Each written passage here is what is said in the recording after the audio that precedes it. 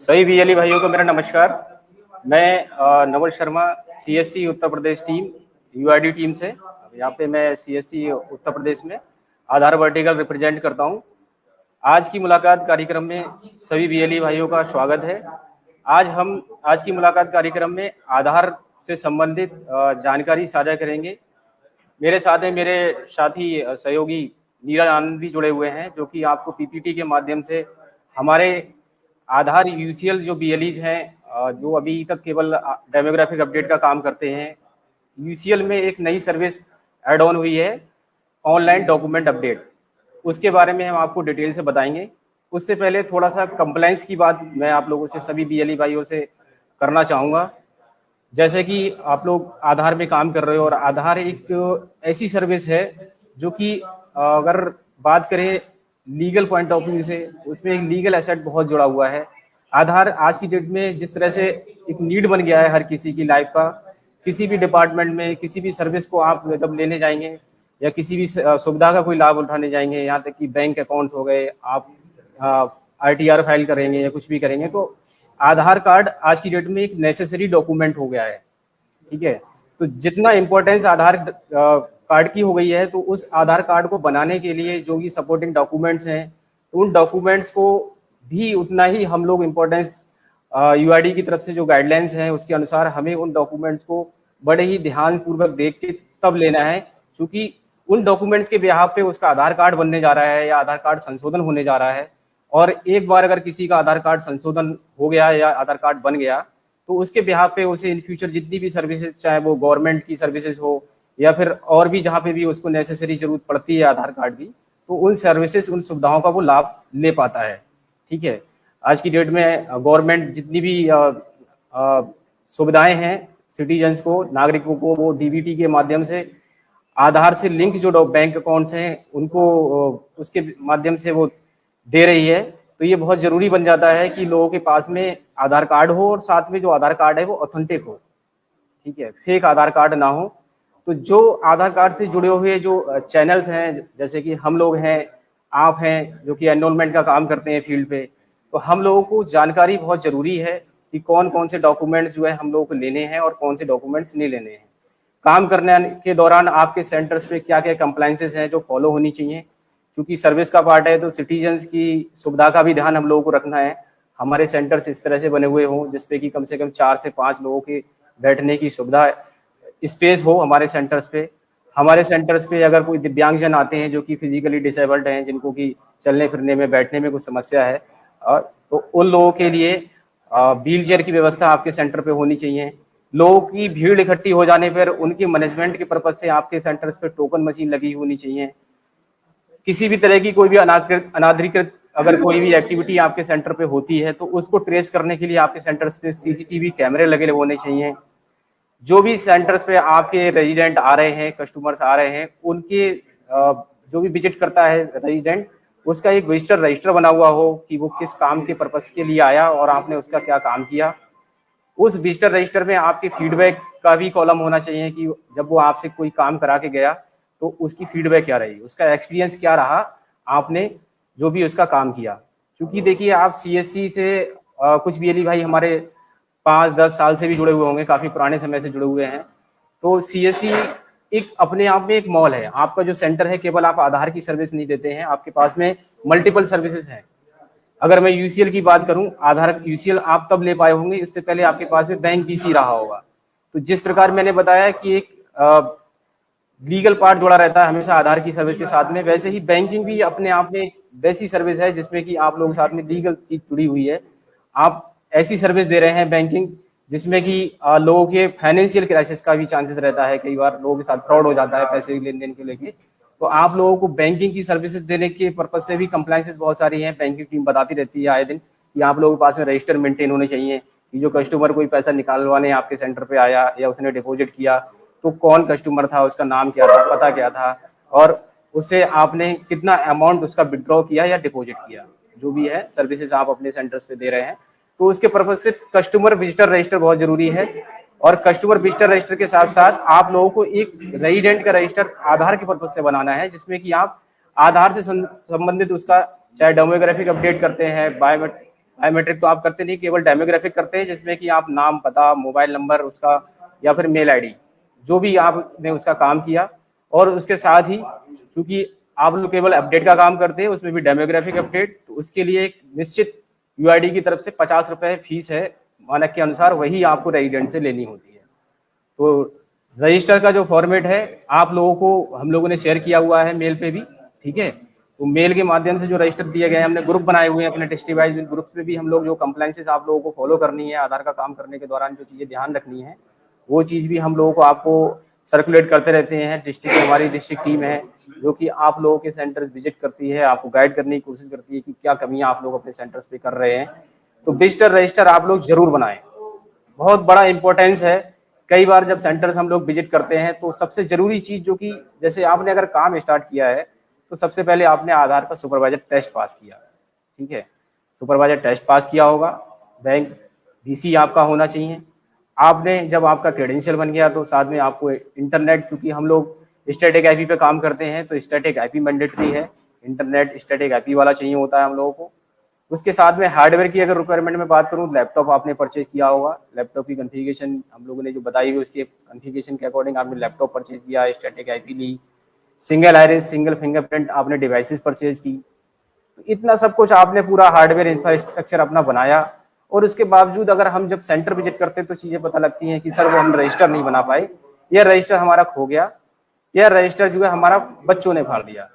इस तरह की चीजें मिलती हैं सुनने के लिए, ये सर एक मौका दे दीजिए, हम रजिस्टर आगे से बना लेंगे। तो प्लीज कृपया करके, क्योंकि आधार अपडेट का काम केवल हम लोग ही करते हैं, सीएससी ही करती है, तो बहुत सारी चीजें हैं, हम लोगों पे बहुत निगाहें हैं कि हम लोग अपना जो काम है, एक तो लोगों की सुविधाजनक तरीके से उनको सर्विस दें उनके, और दूसरा किसी से ओवरचार्ज ना करें, व्यवहार अच्छा रखें कस्टमर के साथ में, ओवरचार्ज बिल्कुल नहीं करना है।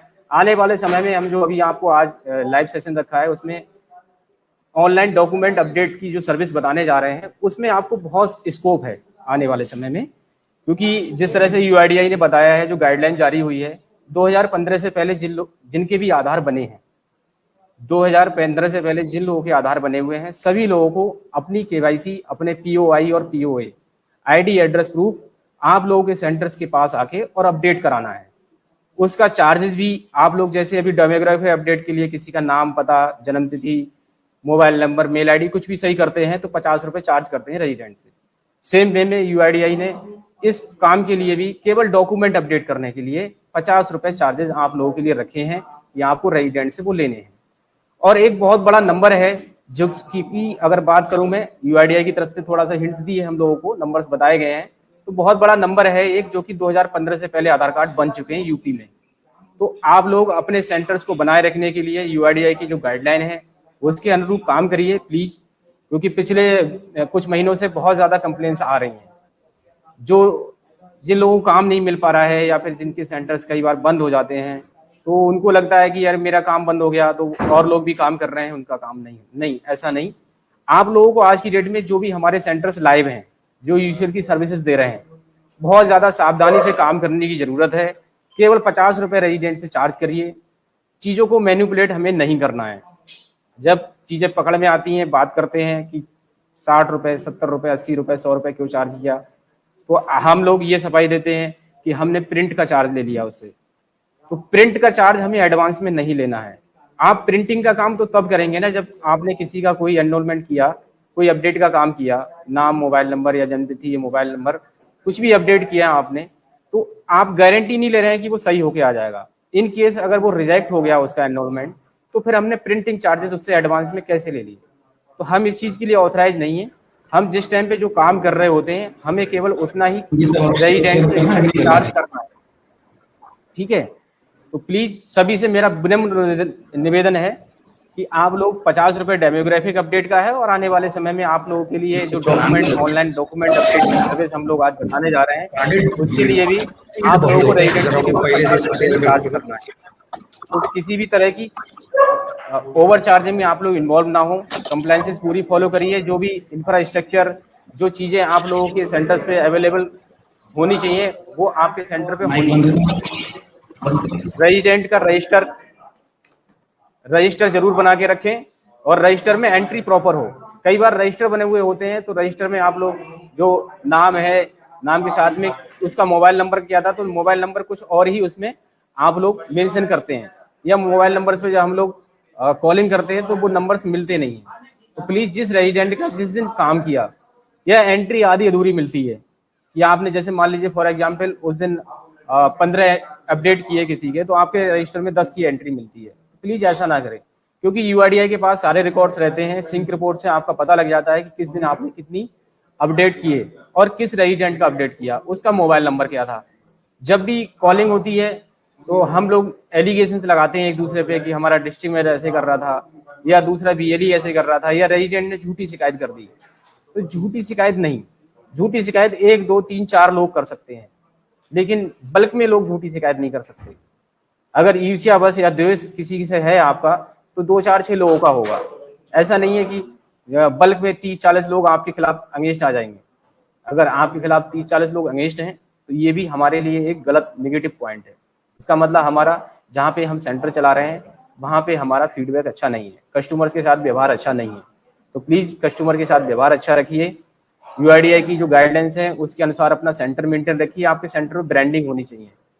हम लोग आधार संशोधन का काम करते हैं, तो आधार संशोधन केंद्र का आपके सेंटर पे जरूर ब्रांडिंग लगी हुई होनी चाहिए। सेंटर के अंदर रेट लिस्ट, सेंटर के बाहर रेट लिस्ट, सेंटर पे आपके यूआईडीआई की हेल्पलाइन, ग्रीवियांस शिकायत सुझाव के लिए जो नंबर है 1947, यूआईडी आरओ, हमारा आरओ लखनऊ लगता है, तो यूआईडी आरओ से संबंधित मेल आईडीज और उनके नंबर्स होने चाहिए। अगर किसी रेजिडेंट को कोई कंप्लेन या कोई शिकायत है, उसकी सुझाव है, तो वो उसको दे पाए। सीएससी की हेल्पलाइन नंबर्स हम लोगों ने आप लोगों को सर्कुलेट किए हुए हैं ग्रीवियांस का, तो सीएससी हमारा जो हेड ऑफिस है वहाँ का नंबर, हम लोगों के नंबर्स भी आप लोग वहाँ पे डिस्प्ले कर सकते हैं। आप अपने डिस्ट्रिक्ट इंचार्ज के नंबर्स, जो भी रेजिडेंट्स आ रहे हैं, अगर उनको कोई सुविधा असुविधा हो रही है, सुविधा उनको नहीं मिल पाई आपके यहाँ, आपके काम से सेटिस्फेक्शन नहीं मिल रहा है उनको, तो उसको सुझाव देना चाहें या शिकायत करनी है तो उसको कर पाएं। तो प्लीज इस तरह की कंप्लायंसेस को फॉलो करें आप लोग काम करने के दौरान, ठीक है। अब मैं अपने जो मेरे साथी हैं नीरज आनंद साथ में मेरे जुड़े हुए, उनसे चाहूंगा कि वो जो मेन आज की डेट में, आज की मुलाकात में मेरा पर्पज है कि एक नई सर्विस हमारे सभी यूसीएल बीएलई के साथ में जुड़ने जा रही है आपकी ईसीएमपी क्लाइंट पे, तो उसके बारे में हम डिस्कस करेंगे। पीपीटी के माध्यम से आपको स्टेप बाय स्टेप बताएंगे कि कैसे आपको उस पर काम करना है। एक क्लैरिटी मैं आप लोगों को देना चाहूँ, ये अभी जो सॉफ्टवेयर है, ये जो सर्विस है, सर्विस तो लाइव कर दी गई है, लेकिन ये सॉफ्टवेयर वर्जन की बात करें तो अभी 166 वर्जन जिन बीएलई भाइयों के अपडेट हो गए हैं, उस पर सक्सेसफुली ये सर्विस अभी लाइव होके और ऑपरेशनल है।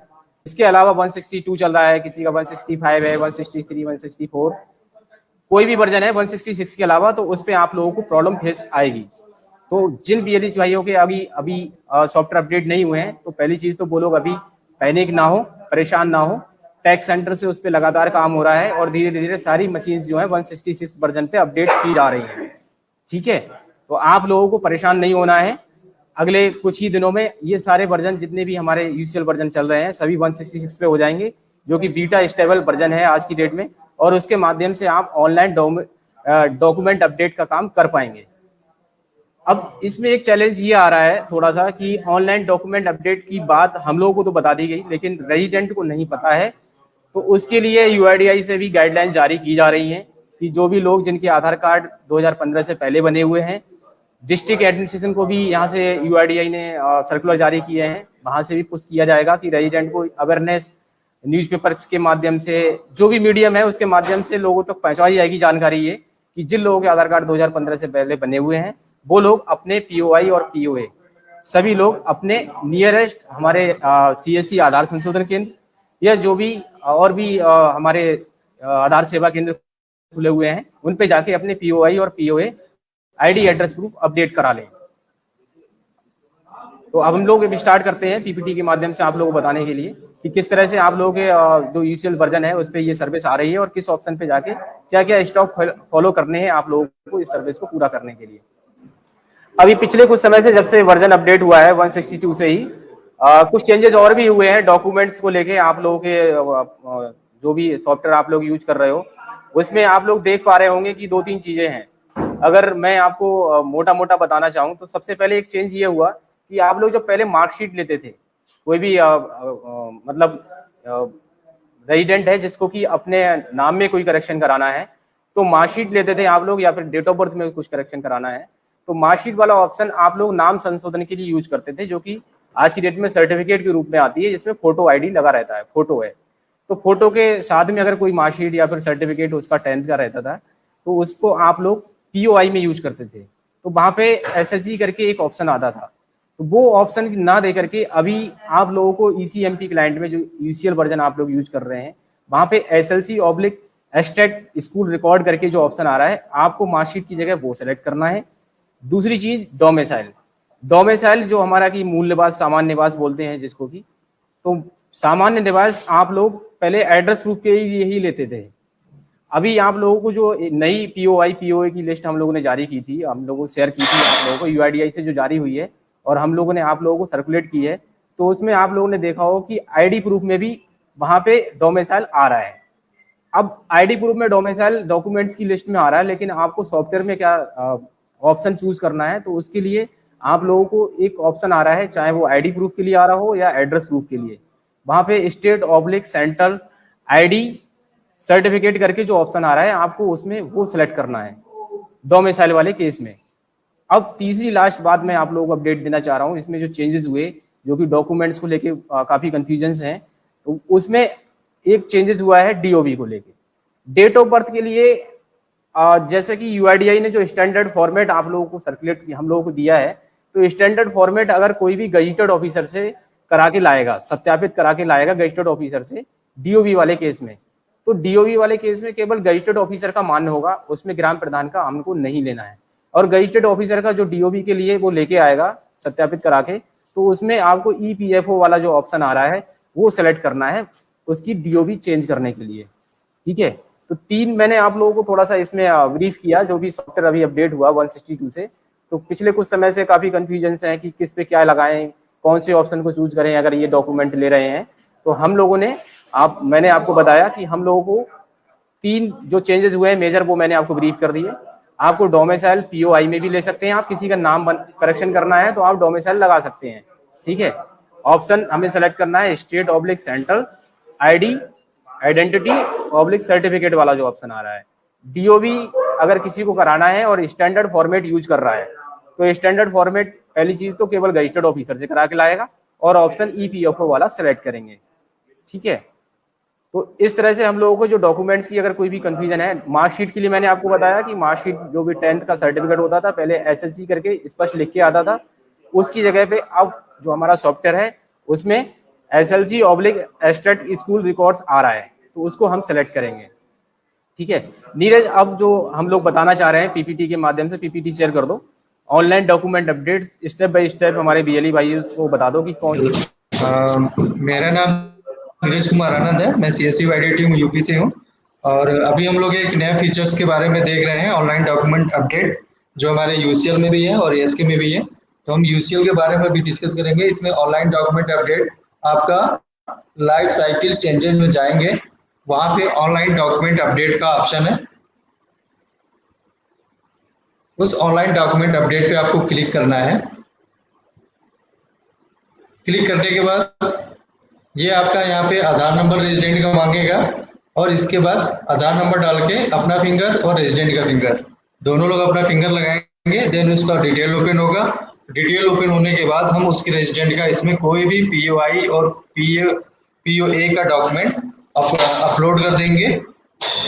ये प्रोसेस हम लोग क्यों कर रहे हैं, क्योंकि अभी हम लोग का जो आधार कार्ड अभी 2015 से पहले जितने बने हुए हैं, जो डॉक्यूमेंट कुछ लोग अपलोड नहीं कर पाए हैं या किसी वजह से डॉक्यूमेंट उनका नहीं लगा और आधार कार्ड जनरेट हो गया है, उस केसेस में हमको क्या करना है कि हम उनका डॉक्यूमेंट अपलोड करना है, कोई भी पीओआई और पीओए का। ठीक है ना, ये ऑनलाइन डॉक्यूमेंट अपडेट में किसी भी रेजिडेंट का हम लोग कोई भी पीओआई और पीओए का डॉक्यूमेंट अपलोड कर सकते हैं, और इसका 50 रुपीज चार्ज कटेगा। नीरा आनंद ने बताया आप लोगों को, लाइव स्क्रीन के माध्यम से उन्होंने डेमो दिखाया सॉफ्टवेयर पे कि किस तरह से हम लोगों को ऑनलाइन डॉक्यूमेंट अपडेट के लिए प्रोसेस फॉलो करना है और कहाँ पे जाके करना है। मैं पीपीटी के माध्यम से पूरा एक एनरोलमेंट आप लोगों को बताना चाहूंगा। पहले ये आप लोगों को ऑनलाइन डॉक्यूमेंट अपडेट पे क्लिक करना है। इस पे क्लिक करने के बाद में सिंपल आप लोगों को जो भी उसके POI या फिर POA है, ID एड्रेस प्रूफ, जैसे हम लोग कोई भी नया अपडेट करते हैं, किसी का भी अपडेट करते हैं तो उसका आधार नंबर डालते हैं, आधार नंबर डालने के बाद में डेटा फैच होता है, ठीक है। सेम वे में वही चीज होनी है, केवल जो लास्ट वाला प्रोसेस है जहाँ पे कि हम डेमोग्राफिक अपडेट के लिए उसकी एंट्री, उसका नाम, पता, मोबाइल नंबर, मेल ID, कुछ भी करेक्शन जो करना होता है उस एंट्री को हम लोग करेक्शन करते हैं। लेकिन इस वाले पेज पे आकर आपको कोई भी करेक्शन नहीं करना है। अगर इसमें कुछ चेंजेस कराना चाह रहा है, वो कोई भी अपना नाम, मोबाइल नंबर, मेल ID कुछ अपडेट कराना चाह रहा है, तो आप लोगों को उसको जो दूसरा हमारा प्रोसेस है जिसमें कि हम डेमोग्राफिक अपडेट के लिए फॉलो करते हैं, ठीक है, तो उस पे करना पड़ेगा। यहाँ पे दो काम एक साथ नहीं हो पाएंगे कि किसी को अपना मोबाइल नंबर भी अपडेट कराना है और वो बोले कि मेरे डॉक्यूमेंट भी अपडेट कर दीजिए, नहीं। अगर केवल डॉक्यूमेंट अपडेट करने की बात है तो आपको डॉक्यूमेंट अपडेट करने हैं। अगर वो बोलता है मुझे मोबाइल नंबर अपडेट कराना है तो पहले हमें रेजिडेंट का डेमोग्राफिक अपडेट करना पड़ेगा। डेमोग्राफिक अपडेट के लिए जो आज तक आप लोग प्रक्रिया, जो प्रोसेस था जिसको फॉलो करते आ रहे थे आप, उसको फॉलो करेंगे आप, ठीक है।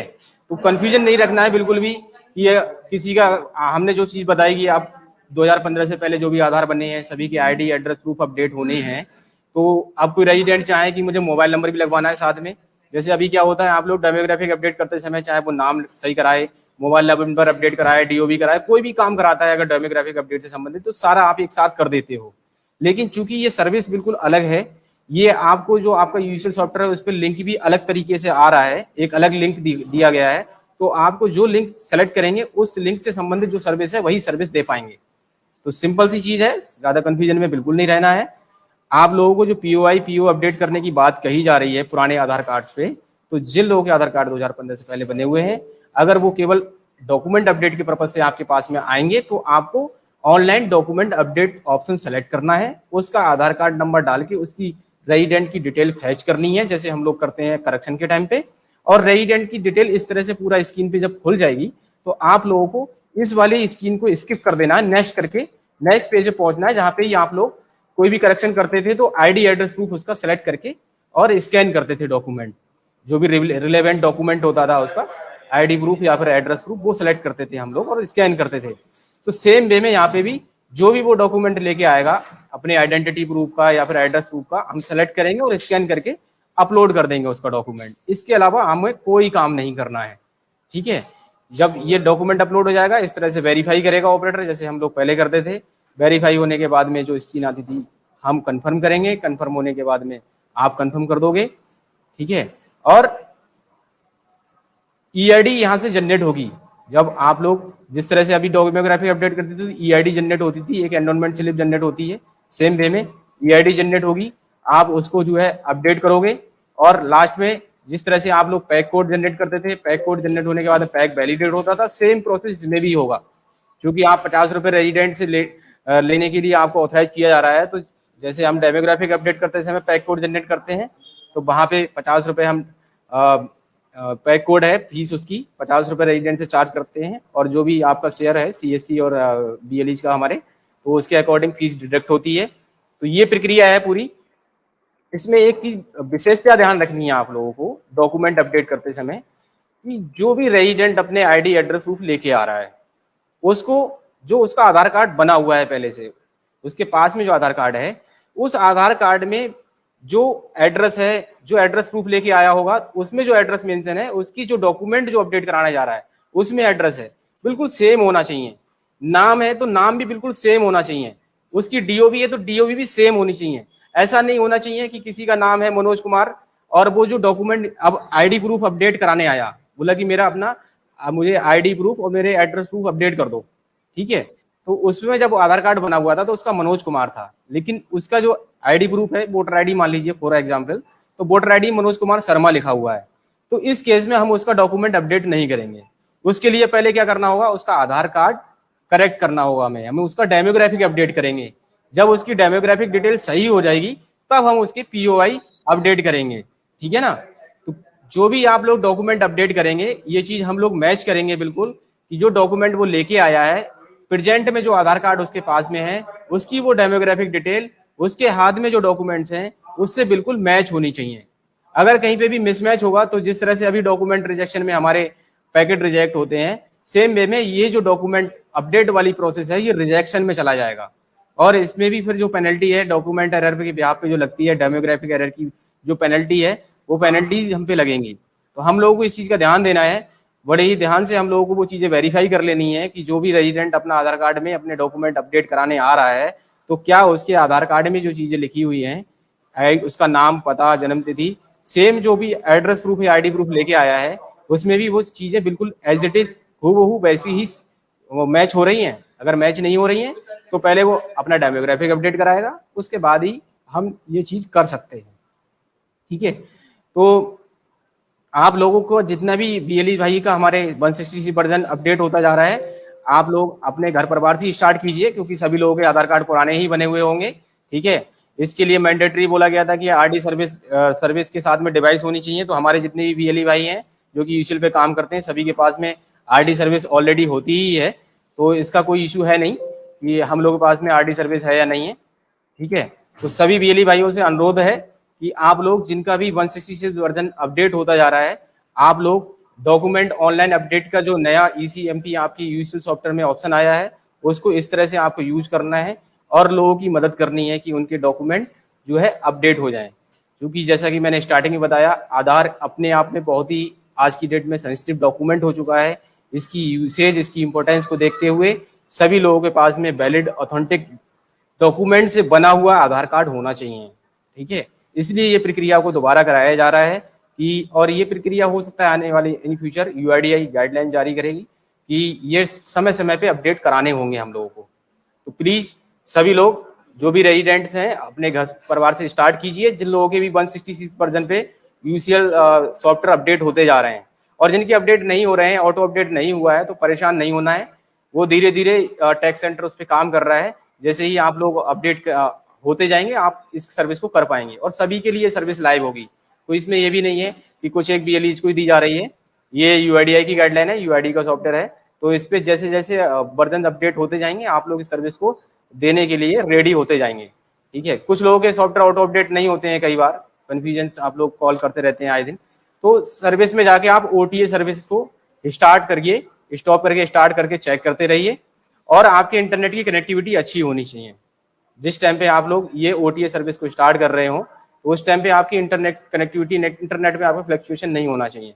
इंटरनेट की कनेक्टिविटी प्रॉपर ना होने के कारण और ओटीए सर्विस सही से काम ना करने के कारण ही कई बार हमारा जो सॉफ्टवेयर है आधार सॉफ्टवेयर यूसीएल वाला वो अपडेट नहीं हो पाता है। ठीक है, तो आज की मुलाकात कार्यक्रम में आज हम लोगों ने आपको आधार यूसीएल के संबंध में एक नई सर्विस जो हमारे आधार संशोधन केंद्रों पे स्टार्ट हुई है, आधार ऑनलाइन डॉक्यूमेंट अपडेट, उसके बारे में बताया, जिसको कि आने वाले समय में बहुत बड़ा स्कोप है और हम लोगों को बढ़ चढ़ के इस पे करना है। लोगों को सहायता करनी है कि उनके डॉक्यूमेंट वैलिड डॉक्यूमेंट के साथ में जो भी आधार कार्ड है वो ऑथेंटिक हो सके। एक बड़ी ड्राइव के रूप में यूआईडीआई भी लेके चल रहा है, हम लोगों से लगातार संपर्क में हैं यूआईडीआरओ से कि डेली कितना क्या हो रहा है। तो जिन बीएलई भाई के ये अपडेट हो गए हैं वर्जन, उन सभी से मेरा अनुरोध है कि आप लोग ऑनलाइन डोमोग्राफिक अपडेट जिस प्रकार करते थे वैसे ही ऑनलाइन डॉक्यूमेंट अपडेट वाला जो ऑप्शन आपके यूसीएल क्लाइंट में आ रहा है, अभी 166 वर्जन पे है, जिसपे कि सक्सेसफुली ये टेस्टिंग होके कंप्लीट हो चुका है, स्टेबल वर्जन हो गया है। इससे अलावा जो भी 162 है, 164, 165 उन पे आपको प्रॉब्लम फेस करनी पड़ेगी, लेकिन 165 जिनके भी होते जा रहे हैं आप लोग एनरोलमेंट डॉक्यूमेंट अपडेट वाला स्टार्ट करिए, अपने घर परिवार से स्टार्ट कीजिए, क्योंकि अभी लोगों तक इस चीज की जानकारी पहुंचने में समय लगेगा। थोड़ा सा जो भी अवेयरनेस का पार्ट है उसको किया जाएगा, लोगों को बताया जाएगा, जानकारी दी जाएगी कि सभी लोगों को अपना आधार कार्ड में जो पुराने आधार कार्ड है सभी में अपने आईडी एड्रेस प्रूफ अपडेट कराने हैं। तो एक बड़ा स्कोप आप लोगों के आने वाले समय में दिख रहा है। ठीक है, तो सब लोग रेजिडेंट से, जैसे कि मैंने बताया, उचित व्यवहार रखें। 50 रुपए ही आप लोगों के लिए अधिकृत किया गया है यूआईडी की तरफ से लेने के लिए रेजिडेंट से, तो उतना ही लेना है।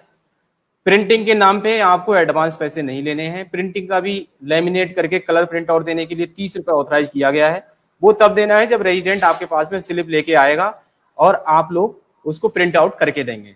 ठीक है, तो वो पैसा आप एक सेपरेट पार्ट है। आप अपने सेंटर्स पे और भी कुछ सर्विस देते हो तो उसका बिल्कुल सेपरेट पोर्शन करिए और रेजिडेंट को बता के वो चीजें करिए। कई बार ये कंप्लेंट्स आती हैं कि उसने अपना जन्म प्रमाण पत्र बनवाया, हमारे यहाँ से ऑनलाइन आवेदन करवाया, डोमिसाइल करवाया, कास्ट सर्टिफिकेट कराया, तो उसके वो चार्जेस थे।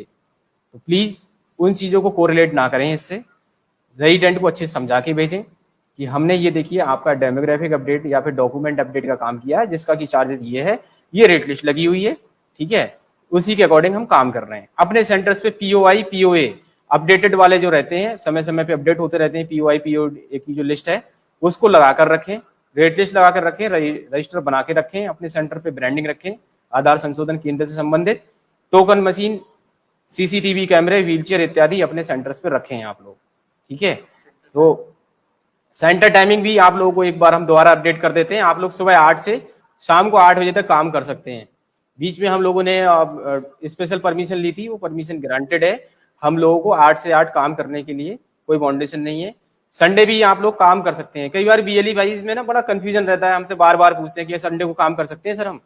कुछ न्यूली बीएलईज हैं जो नए बीएलई हमसे जुड़ते हैं कई बार, तो वो कंफ्यूज रहते हैं कि हमें संडे काम करना नहीं करना है। हमारे जो भी नेशनलाइज हॉलीडेज होते हैं उस पर काम नहीं करना होता है हम लोगों को। अदरवाइज आप लोग काम करिए, सुबह 8 से 8 बजे तक काम करिए। इसके अलावा ऑड आवर्स में कंसीडर होता है तो उसमें आपको लेट आवर्स में काम नहीं करना है। सुबह 8 बजे से शाम 8 बजे तक काम करना है। संडे की कोई बाउंडेशन नहीं है, संडे को आप काम कर सकते हैं, ठीक है। कई बार आप लोगों को कंफ्यूजन रहता है कि आपकी लोकल बाजार कई बार बंद रहती हैं, जो व्यापार मंडल है ना आपकी मार्केट बंद रखता है, तो उस दिन हमें काम करना नहीं करना है। वो आपका लोकल मैनेजमेंट है कि आपकी लोकल अथॉरिटी आपको अगर अलाउ करती है सेंटर खोलने के लिए तो आप सेंटर खोल सकते हैं, क्योंकि आप कोई भी ट्रेडिंग का काम नहीं कर रहे हैं, आप एक सर्विस का पार्ट है, आप सर्विस दे रहे हैं लोगों को। तो जिस तरह से जो सर्विस वाली चीजें हैं, बिलिंग काउंटर बंद नहीं होते तो फिर हम कैसे हो सकते हैं, ठीक है। हम तो एक ऐसी सर्विस दे रहे हैं, बैंकिंग की सर्विस है, लोगों को डेली पैसे निकालने होते हैं, आधार करेक्शन का काम है, तो इसमें कोई ट्रेडिंग का काम नहीं कर रहे हैं आप लोग। व्यापार मंडल से इसका कोई मतलब नहीं होता है। तो थोड़ा सा लोकली मैनेज करेंगे इन चीजों को। अगर कहीं पे भी कुछ इस तरह की दिक्कतें आती हैं, लोकल जो भी अथॉरिटी है उससे आप इस चीज को अपना पक्ष रख सकते हैं निडर होके कि इस पे हमारा कोई, हम यहाँ पे कोई सेल परचेज नहीं कर रहे हैं, हम व्यापार मंडल के अंतर्गत इस तरह से नहीं आते, तो वो चीजें हैं, ठीक है। अदरवाइज आपको जो है 7 डेज काम करना है, पूरा मंडे से संडे तक काम करिए, सुबह 8 से 8 तक काम करिए। ओवर चार्ज बिल्कुल नहीं करना है, आपसे विनम्र निवेदन है और बार बार आप लोगों से ये गुजारिश है, किसी भी तरह की कंट्रोवर्सी में बिल्कुल नहीं पड़ना है कि मेरे साथ वाला क्या कर रहा है, कि दूसरे रजिस्ट्रार क्या कर रहे हैं, वहां पे ऐसे काम होता है, वहां पे गलत डॉक्यूमेंट ले लिए जाते हैं, वहां पे पैसे भी ज्यादा लिए जाते हैं। एज ए सीएससी फैमिली हमें सीएससी को जो यूआईडी ने गाइडलाइन दी हुई है उसको फॉलो करना है और उसमें पूरी हेल्प करनी है, एक दूसरे का कोऑर्डिनेशन में रहना है। डिस्ट्रिक्ट टीम सेंटर विजिट करने जाती है तो उसका कोऑर्डिनेट करिए, उसको कोऑपरेट करिए आप लोग। यूआईडीआई के ऑफिशियल से भी कई बार जाते हैं तो उनके साथ में व्यवहार सही रखना है। अगर आपके साथ में कोई भी दिक्कत है, कोई भी सेंटर पे आपकी चीजें पूरी नहीं है, तो पोलाइटली वे में आप लोग उनसे आग्रह कर सकते हैं, आप निवेदन कर सकते हैं एक मौका देने का। लेकिन कई बार हम लोग देखते हैं कि हम गलती भी कर रहे हैं और उसको स्वीकार ना करके और उसको कटाक्ष कर रहे हैं कि सब लोग ऐसे कर रहे हैं या कुछ चीजें हैं, तो ऐसी कंट्रोवर्सी में बिल्कुल नहीं पड़ना है हम लोगों को, ठीक है। इन्हीं बातों के साथ में हम आज की मुलाकात, ये जो सेशन है इसको कंप्लीट करते हैं। मैं सभी बीएलई भाई जो कि इस लाइव सेशन को देख रहे थे, और चूंकि लाइव सेशन जो रहते हैं फेसबुक लाइव पे, वो बाद में भी आप लोग इसको प्ले कर सकते हैं, तो बड़ी यूजफुल ये सर्विस हम लोगों के साथ में ऐड ऑन हुई है हमारे, अगर वो बिजनेस पॉइंट ऑफ व्यू से देखें उस पर्पज से भी, और सर्विस पॉइंट ऑफ व्यू से भी लोगों की हम बहुत मदद करने जा रहे हैं आने वाले समय में डॉक्यूमेंट अपडेट में। तो प्लीज सभी लोग जो मानक है यूआईडीआई की गाइडलाइंस है उसके अनुसार काम करेंगे, और सीएससी की जितनी भी सर्विसेज हैं सभी पे ईमानदारी से ही काम करना होता है। हम हमेशा से यही चीज बताते हैं, ठीक है। तो सभी बीएलई भाइयों का धन्यवाद जो कि इस लाइव सेशन को देख रहे थे, और सबका दिन शुभ हो। धन्यवाद।